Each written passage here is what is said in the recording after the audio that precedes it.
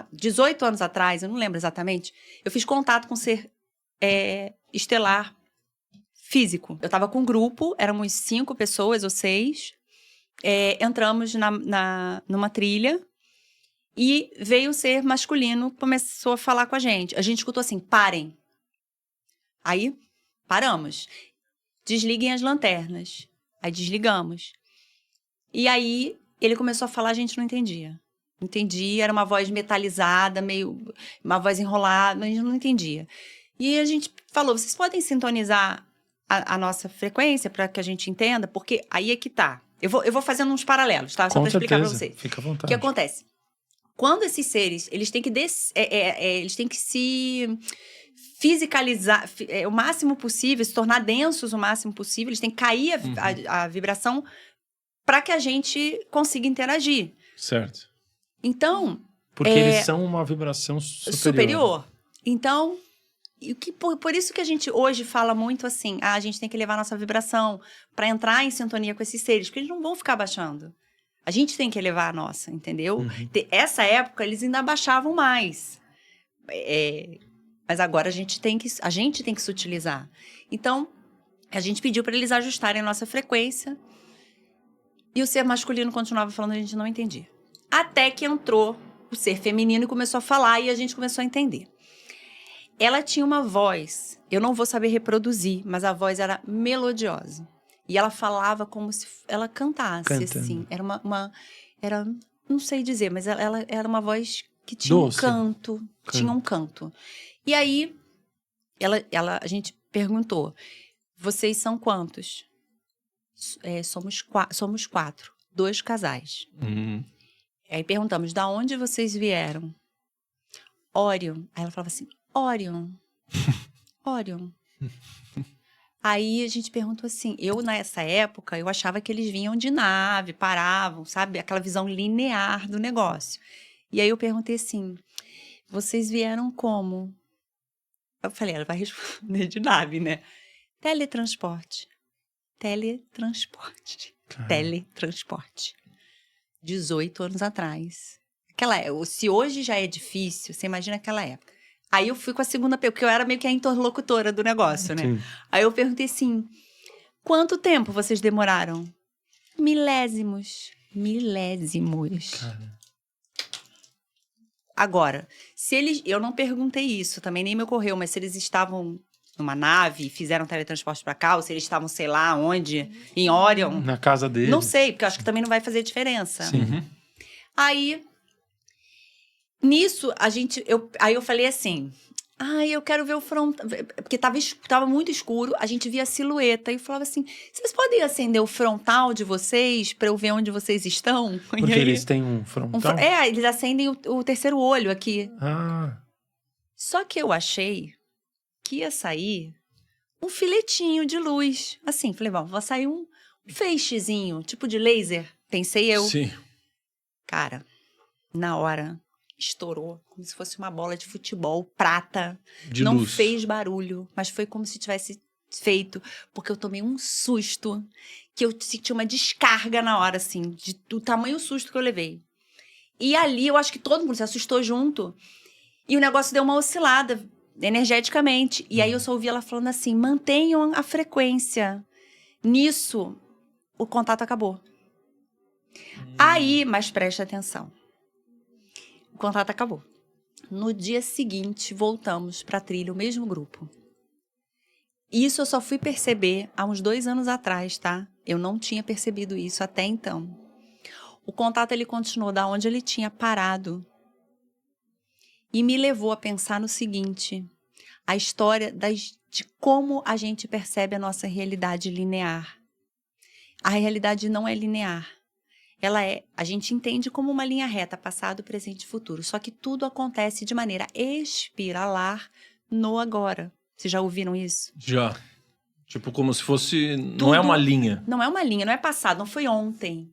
É o agora. Eu sintonizei com aquele agora e ele continuou acontecendo. E isso é uma sacada para os trabalhos de cura que você não tem ideia. Por quê? Vou te explicar depois que terminar o contato. Mas assim, isso é uma sacada, porque se você entende que o passado não existe, tudo acontece no agora, qualquer situação você pode voltar, trabalhar nela e curar. Perfeito.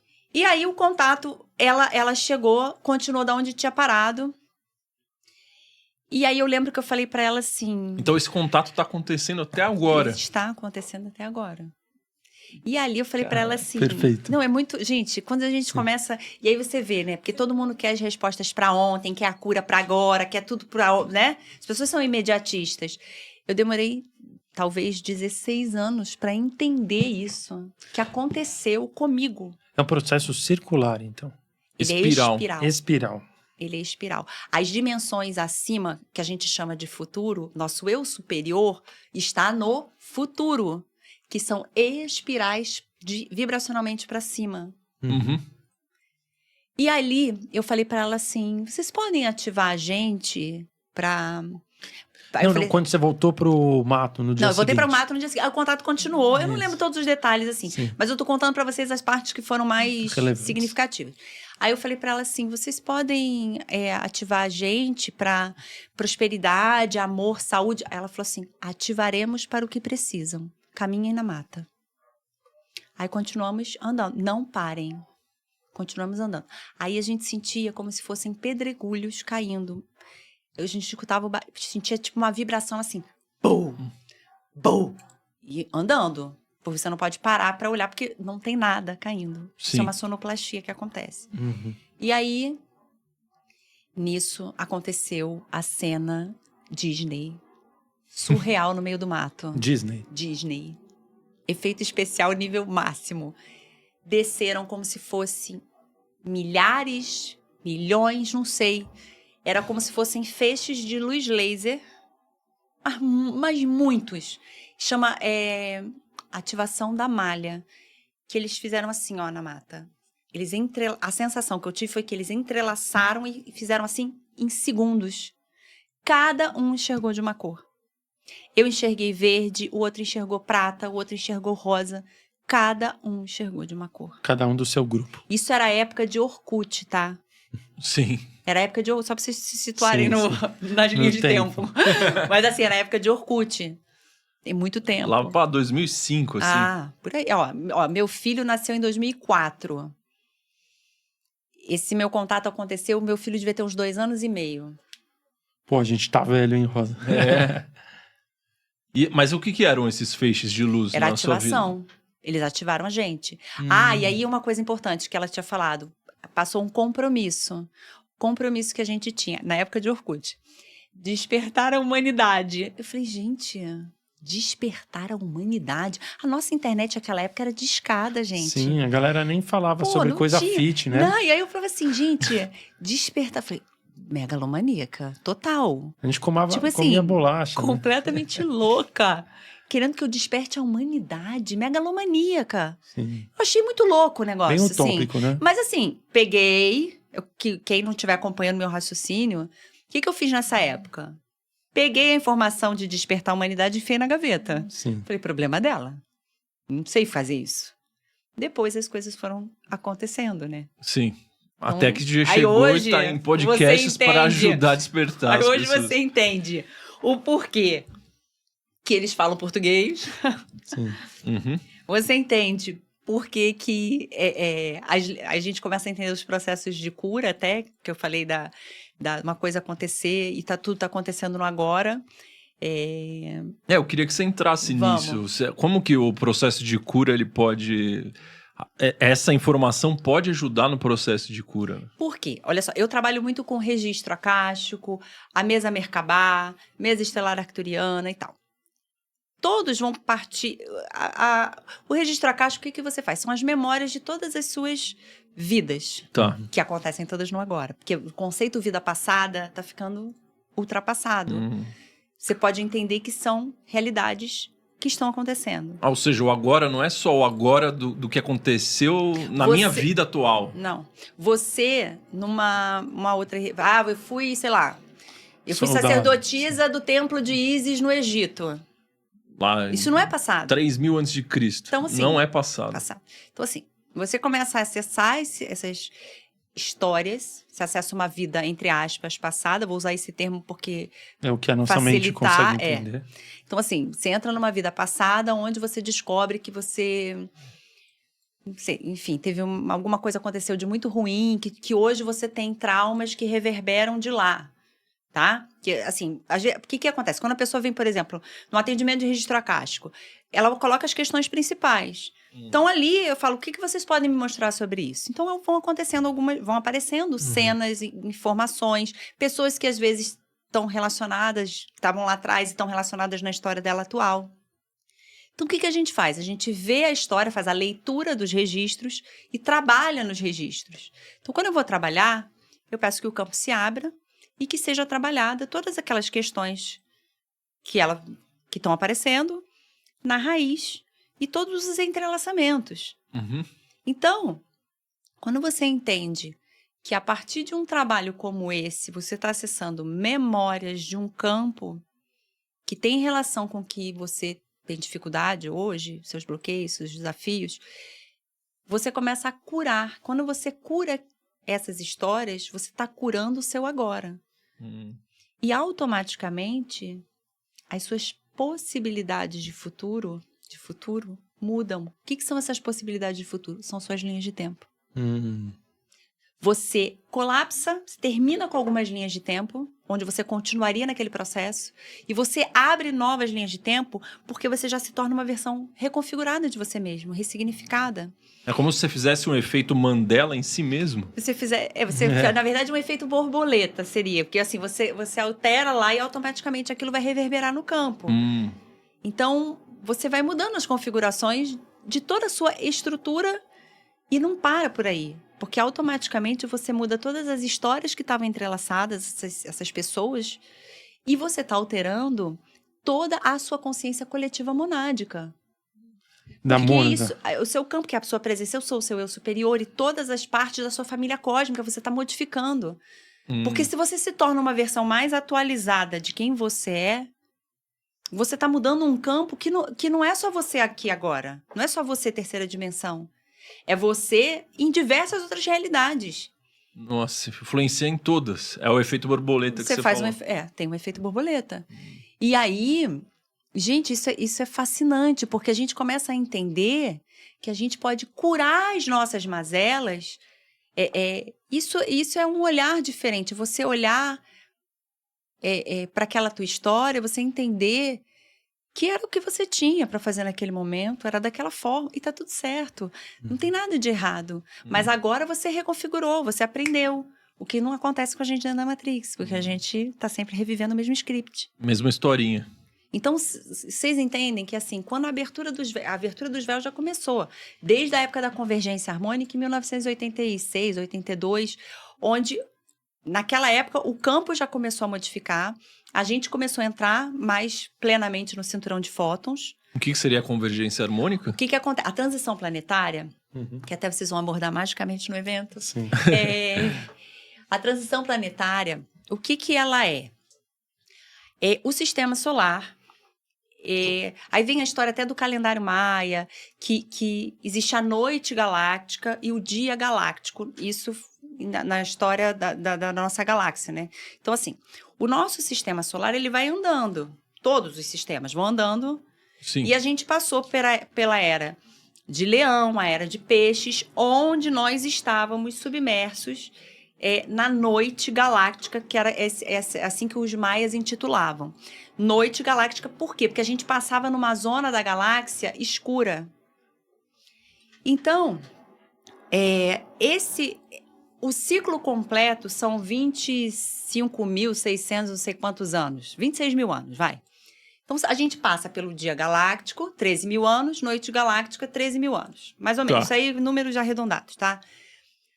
Quando a gente começou a sair da era de peixes e entrar na era de aquário, que é a era de ouro da humanidade, a era de luz, onde a luz começa a entrar. O que isso quer dizer? Porque nós saímos da noite, o sistema solar sai desse espaço na galáxia e começa a entrar pelo espaço onde tem o cinturão de fótons. Fótons, luz. Então, a gente começa a receber essas infusões de luz. E aí, meu amor, infusão de luz acabou, porque toda a sua estrutura, ela responde àquilo. É frequência absurda. Frequência absurda que a gente não estava recebendo. Então, vocês percebem quanto tempo foi que eu falei para vocês que a Matrix... A Atlântida caiu tem 12.500 anos atrás. Noite galáctica. Foi tudo muito aproveitado ali. A gente viveu um adormecimento profundo.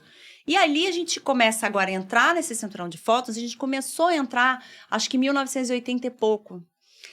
Quando foi 2012...